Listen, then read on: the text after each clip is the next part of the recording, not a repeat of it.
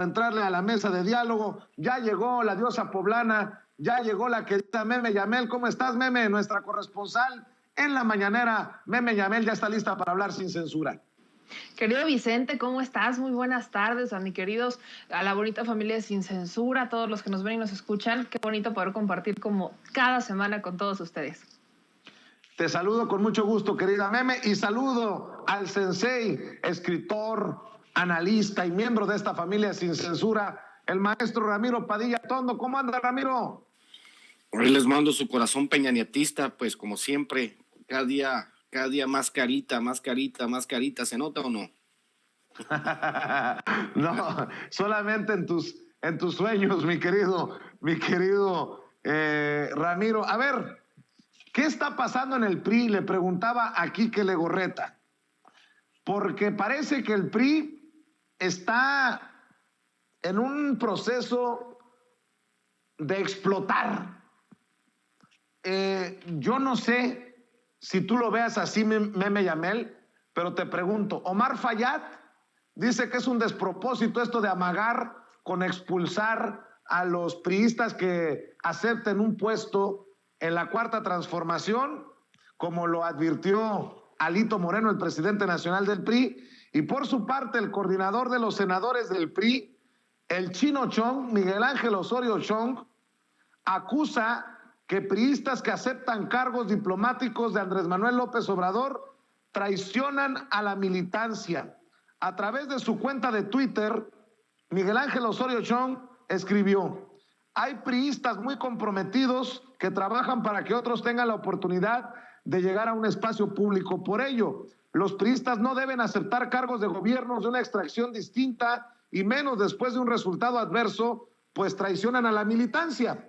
Muchos me han criticado por insistir en el tema de Claudia Pavlovich, pero bueno, creo que aquí también queda demostrado que el presidente va 2 pasos adelante.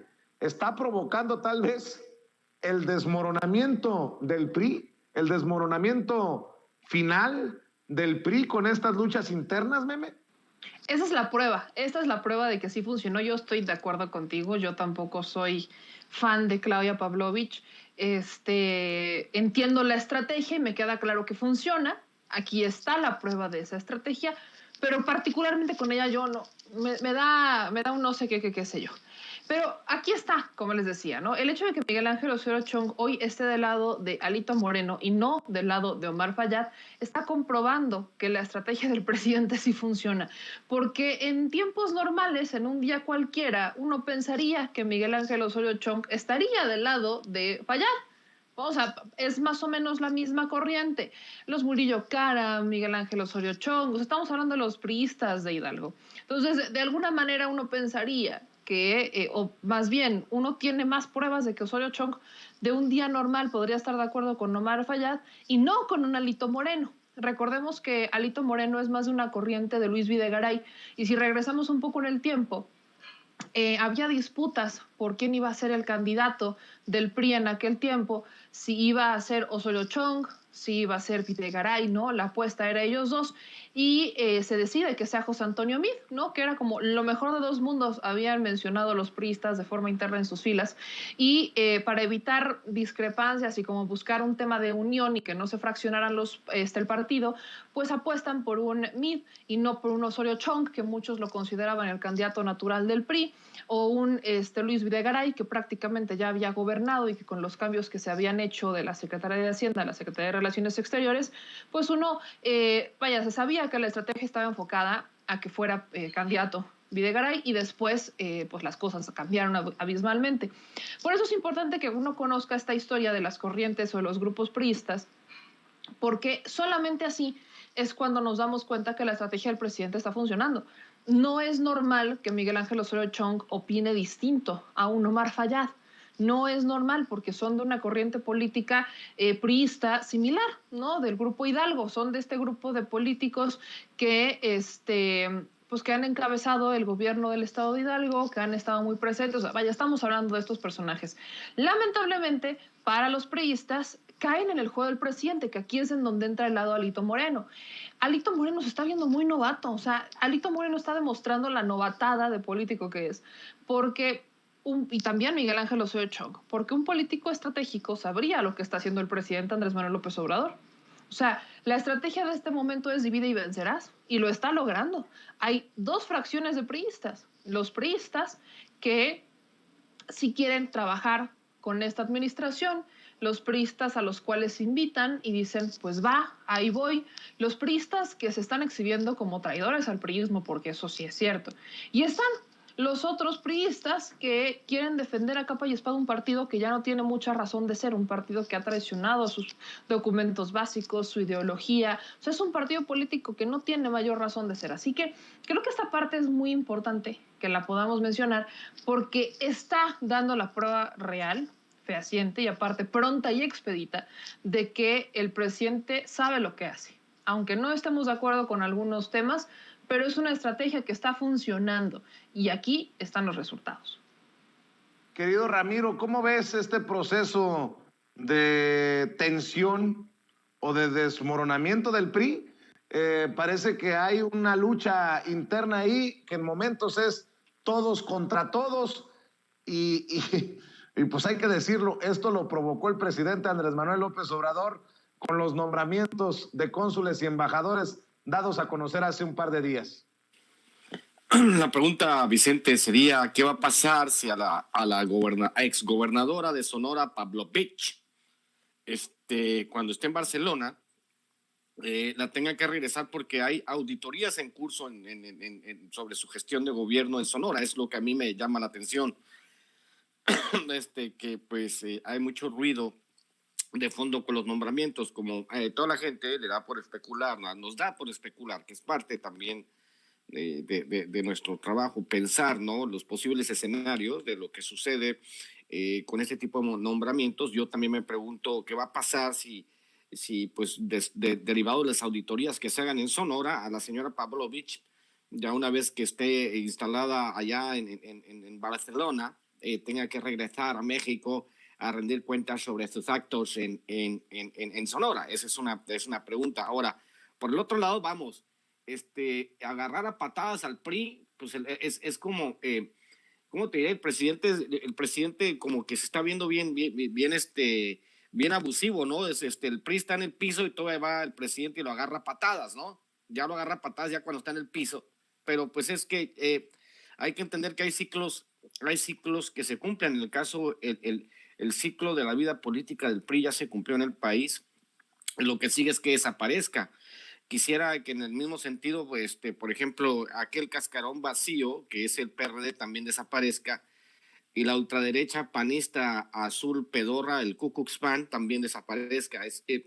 Es parte de estas lógicas, parte de, digamos, de la evolución de las sociedades. Las sociedades vamos evolucionando hacia cosas distintas. Que el PRI esté ya a punto de desaparecer o que tenga su fuerza política sea mínima, no representa más que el hecho de que nosotros como ciudadanos mexicanos estamos avanzando hacia un nuevo tipo de madurez. De repente, igual que tú, yo me pregunto por qué necesidad, dijo Juan Gabriel, ¿para qué tanto problema? Acuérdate que lo digo, ¿para qué? O sea, está bien una estrategia, pero uno se pregunta, somos 130 millones de mexicanos y escoges una gobernadora priista que nomás no, y aparte que es del grupo de Beltrones, pues por eso de repente uno le brincan este tipo de cosas y luego ya uno dice que la estrategia, que está desmembrando el PRI, sí, pero hay muchísimas maneras de desmembrar al PRI, no nombrando personas con pasado cuestionable. Es el tipo de cosas que a uno le entran, como por ejemplo cuando Mario Delgado nombra a la esposa de un cacique priista candidata a la gubernatura de Nuevo León,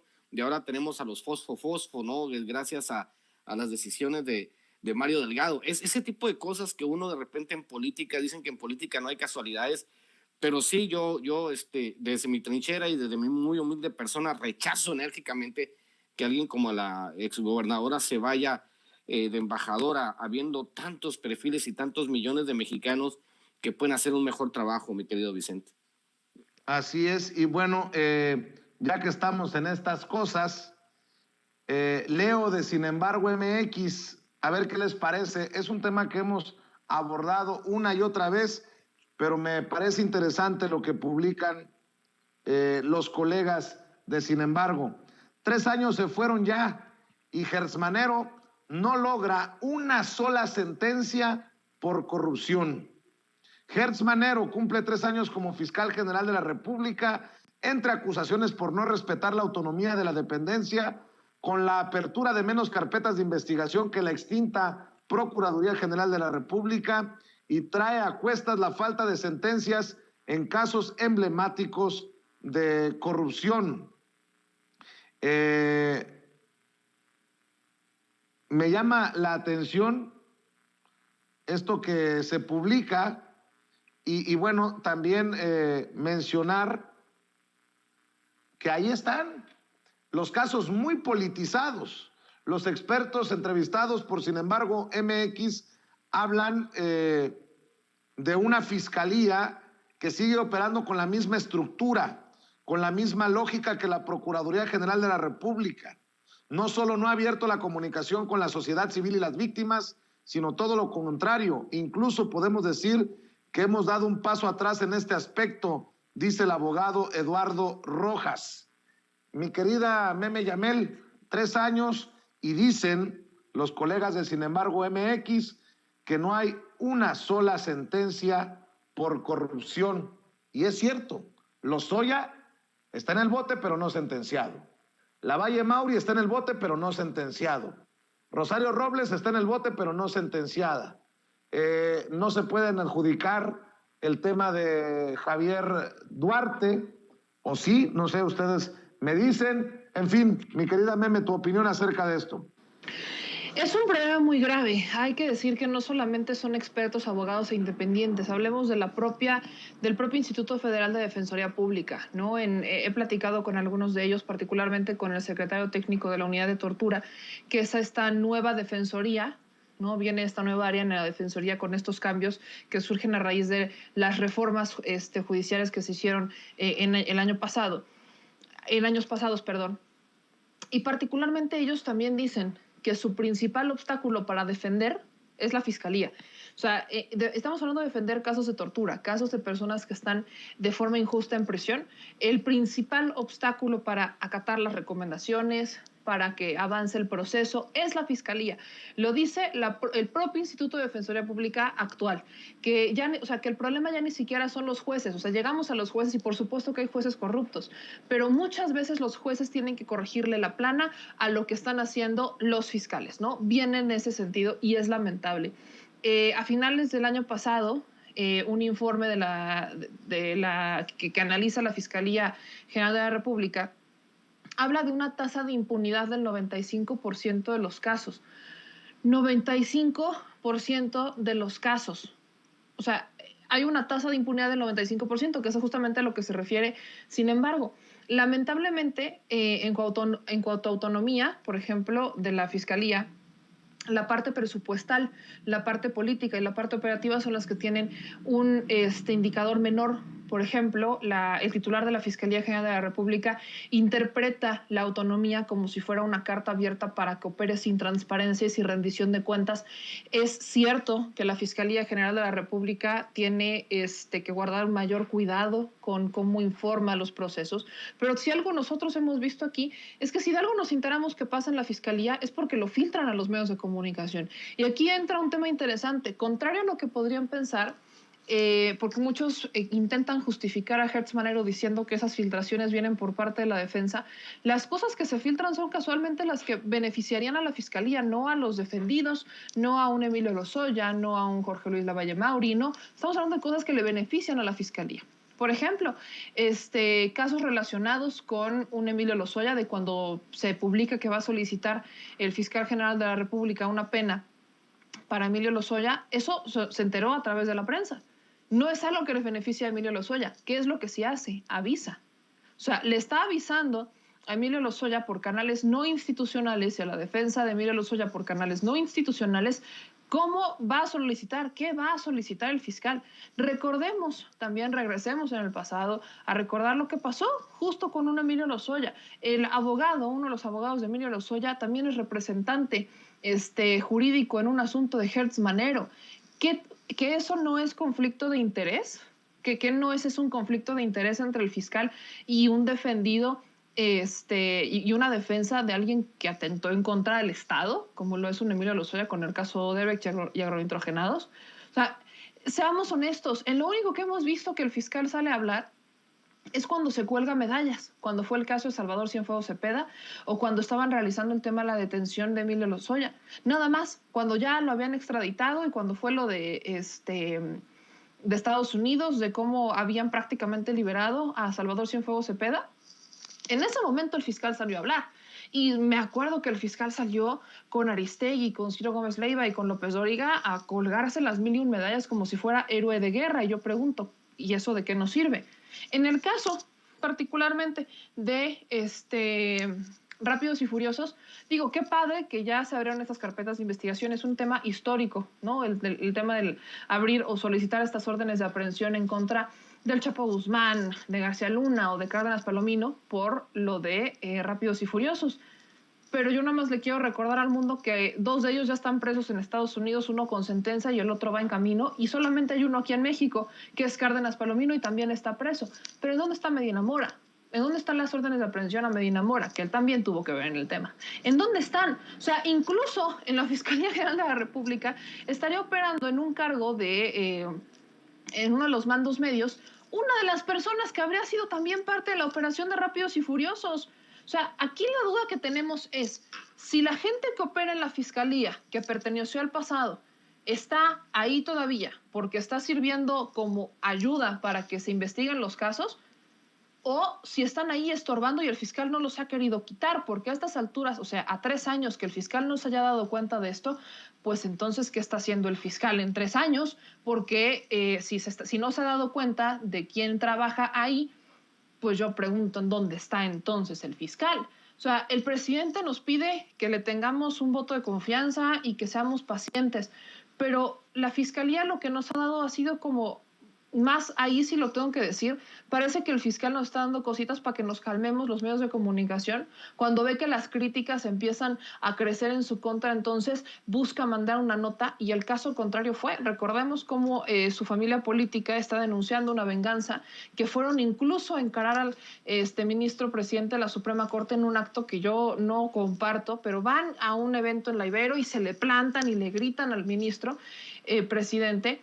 Y justo después, o justo en esos tiempos, es cuando sueltan lo de las órdenes de aprehensión por el tema de Rápidos y Furiosos. Y pareciera que las calmas, ¿no? Que la calma llegó a la Fiscalía General de la República. Perdón que lo diga, pero el fiscal prometió que él iba a hacer modificaciones en la entidad para que las personas que trabajaban ahí, que estaban haciendo mal su chamba, se fueran. Yo sé que son casos largos, pero no hay transparencia, ni siquiera al estilo que lo debería de dar la Fiscalía General de la República.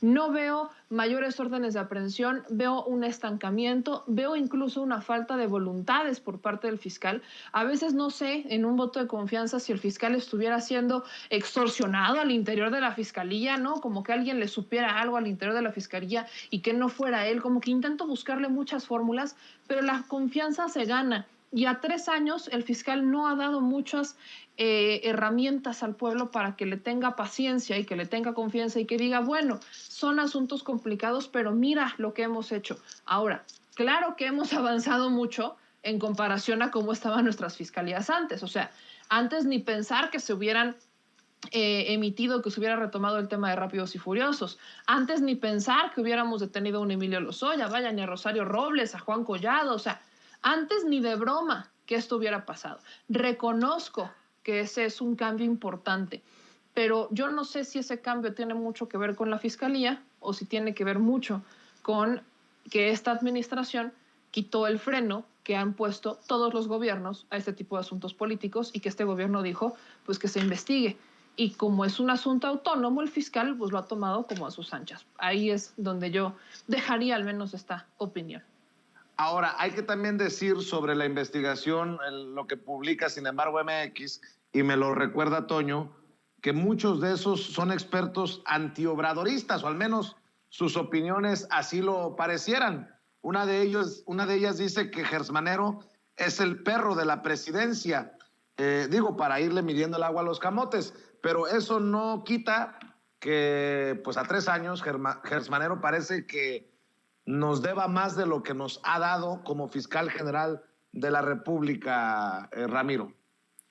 Tú y yo hemos tenido nuestros desencuentros con respecto a la labor de Gertz Manero en otras circunstancias, en otros programas. Y déjeme decirle al público de Sin Censura que 4 de cada 10 presos en México no tienen sentencia. Es un problema endémico y las cifras son del Censo Nacional del Sistema Penitenciario Federal y Estatal.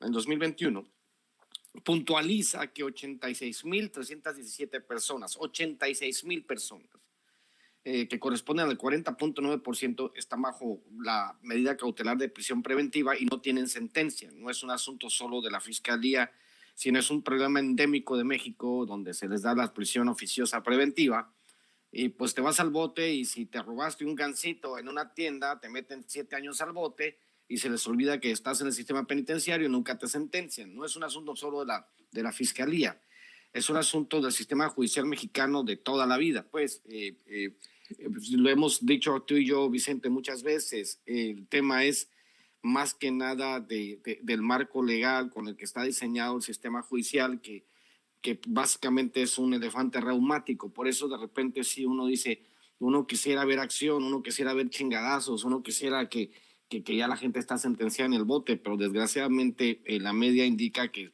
si 4 de cada 10 presos en México no tienen sentencia, pues esa circunstancia no va a cambiar, porque obviamente yo decía, ya cambió al tema de los juicios orales, pero el sistema judicial en México hasta hace pocos años era el mismo sistema que utilizaba Fernando VII.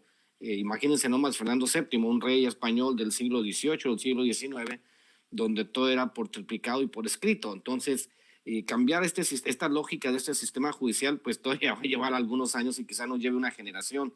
Por eso a mí no me sorprende que no haya sentencias. Uno quisiera, ¿no? Que se pudiera, que uno entrara, que fuese la justicia fuera rápida y expedita y que en 24 horas ya con todas las evidencias te sentenciaran, te metieran al bote y dijeran, esto es lo que te toca pagar, te tocan 7 años, 8 años y a la chingada, o 20 años, lo que sea, ¿no? Pero la realidad es que hay muchas cosas que no están en manos de las autoridades, porque pues es el marco legal el que determina cómo se ejecutan o cómo se hacen las auditorías, cómo se hacen los juicios, cómo se vinculan a procesos. No sé, yo no soy abogado, pero sí veo que en estas circunstancias es extremadamente difícil por lo mismo, porque, pues si te digo, si 4 de cada 10 presos mexicanos no tienen sentencia, pues ¿qué esperamos de los demás, no?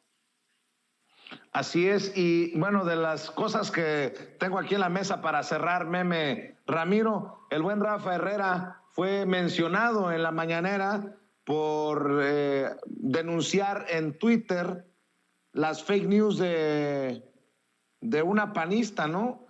Y es citado, pues, en el quién es quién en las mentiras de la semana. Positivamente, hay que decirlo. La fuerza de las redes sociales también se queda de manifiesto en la mañanera, mi querida Meme, a la hora de desmentir las fake news y de hacer un contrapeso a la infodemia.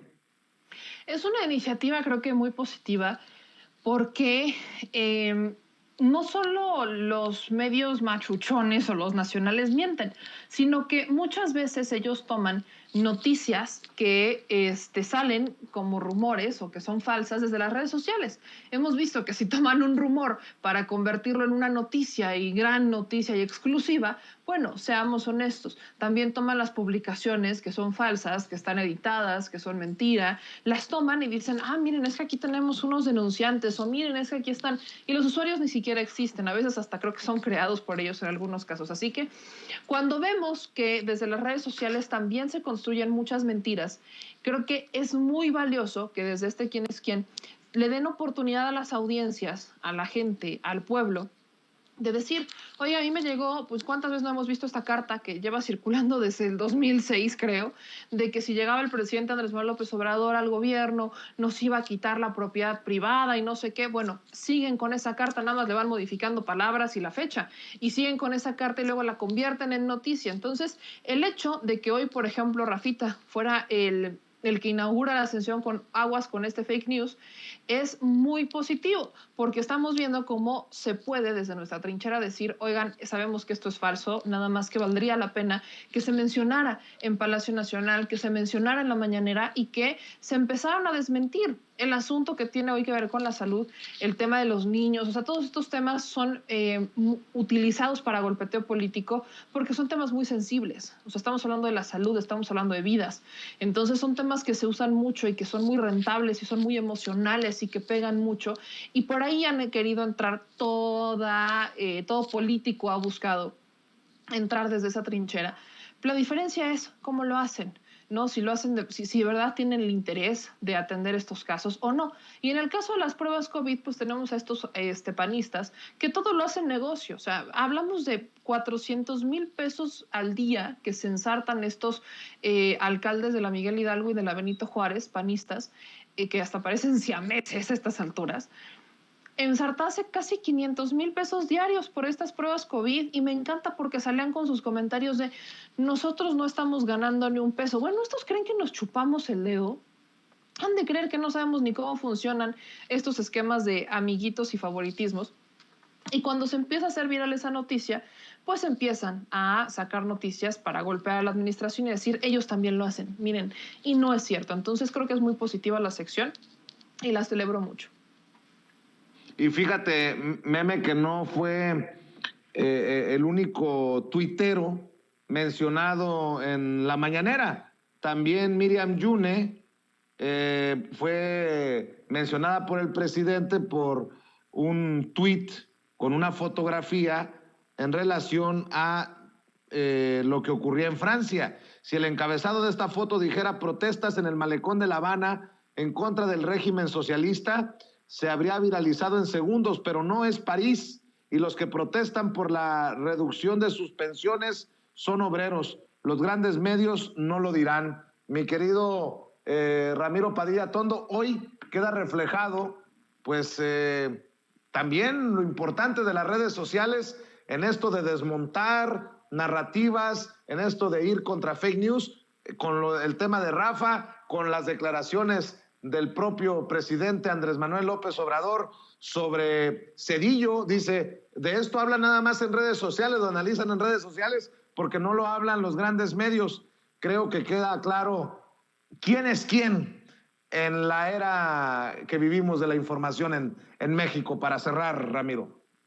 No, primero que nada, Miriam Yune, pues es una tuitera bravísima, muy inteligente, que hay que seguir. Y también yo quiero felicitar a Rafa Herrera porque se ve que ha puesto muy bien en práctica todo lo que le he enseñado para ser para ser señalado de la mañanera. Me parece que está haciendo las cosas muy bien, Rafa, lo está haciendo bien de hace tiempo.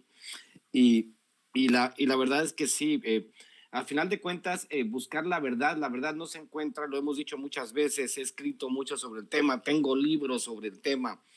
La verdad no se encuentra en los medios corporativos, como decía Rafael Correa, el expresidente de Ecuador. Desde que se inventó la imprenta, la verdad es la que quiere el dueño de la imprenta, ¿no? Eso es, y eso ha sido siempre. Hay que recordar las dinámicas bajo las cuales los medios corporativos en México contaban una historia, y contaban la historia que le convenía al gobierno en turno. Ahora que se les acabó, ya no le echan monedas a la rocola de la propaganda de la extrema derecha, pues ya no tocan la misma música, ahora tocan puro narcocorrido estos cabrones, o están llorando, son unas plañideras. Pero bueno, esa es parte de la circunstancia en la cual vivimos en México, y esa es nuestra chamba. Parte de la chamba que hacemos nosotros desde los medios alternativos, desde el Twitter, desde todas las plataformas, es básicamente desmentir todo lo que dicen estos medios. Y qué bueno que desde presidencias, desde gobernación, desde todas las instancias de gobierno que se requiere, estén ofreciendo y estén mostrando, ¿no?, esta parte tan importante que es que hay personas pensantes, hay personas con punch en las redes sociales, y esas personas con punch que están trabajando por un nuevo discurso, estén teniendo exhibición para que sepa la gente que hay maneras alternativas de interpretar esta realidad que es tan importante, ¿no? Y me congratulo por Rafa, por Sin Censura, por todos nosotros, por Meme, Toño, por toda la bola, por Ceci, porque pues somos personas que al final de cuentas estamos por decir la verdad y no estamos por contar la parte que le conviene a la extrema derecha en México, mi querido Vicente. Así es, mi querido Ramiro, ¿por qué no cerramos invitando a la gente para que te apoye en tus trincheras y en redes sociales? Pues ya saben, seguimos con el segundo capítulo de Chaironomics en mi canal y a través de mi canal Ramiro Padilla Tondo y Chairovisión TV vamos a tener nuestro segundo programa donde vamos a hacer un análisis económico con Abel Ayala y el profe López, el doctor López, doctor en economía. Entonces estamos tratando de explicar cómo funciona la economía desde el punto de vista de la 4T, no desde el punto de vista de la extrema derecha. Y pues mañana nos vemos entre Chairos y Fifis, donde pues le doy sus cátedras al licenciado Gutiérrez Pliego, ya sabes que es clientazo. Y nos vemos mañana en la noche y nos vemos hoy en la noche. Y pues sígueme a través de @Chairo_Ilustrado y @Ramiro Tondo, y pues ahí seguiremos la trinchera. Y pues ya con Cartas a un Facho, pues ya vamos bastante adelantados. Recuerden comprar Maradot, comprar Hojas sin Ruta, comprar El Pequeño Chairo Ilustrado, que son libros que ando moviendo en este momento. Mi querido Vicente, te mando un beso, Meme. Nos vemos. Gracias, mi querido Ramiro. Mi querida Meme, también que te apoyen a ti, porque las noticias son al chile todas las noches en tu canal de YouTube, y también que te sigan en redes sociales.